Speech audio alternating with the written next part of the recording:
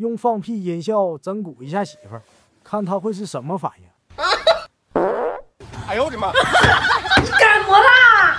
肚子有点不舒服。不是，那你也不能放在被窝里吧？不是没来得及吗？你就不能这样掀开被子放外边，都给熏死了。吃没肚子。哎，不知道还以为地震了呢，把腿都吃什么了？你别笑，烦人你！要做一个专业的演员吗？再来一个。哎呀！这里又在被窝里放屁了！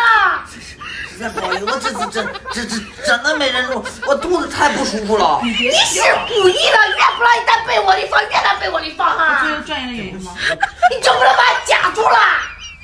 我这没夹住，漏了一点吗？哎呦我的妈！烦死了！一个屁人，一个不是人家人放炮的噼啪噼啪的。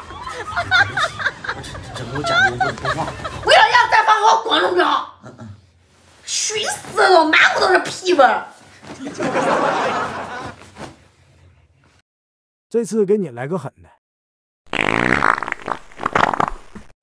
我呸！你怎么了？你别笑出来了吗？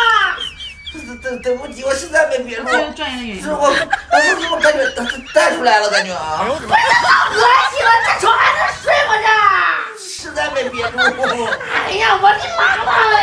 如果不是亲眼所见，我是万万你赶快拿点纸给我，感觉。不是你多大都能干这事了？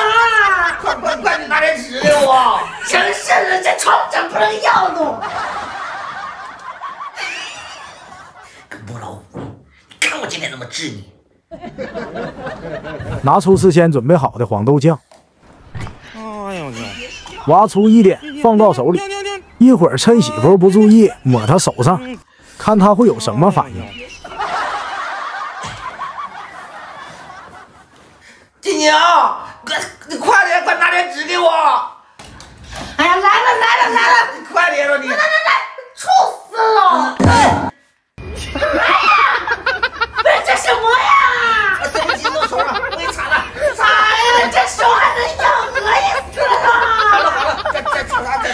对不起，你媳妇笑死了，真是！对不起。要做一个专业的演员吗？对不起。你个母老虎的，我整死你！我也长。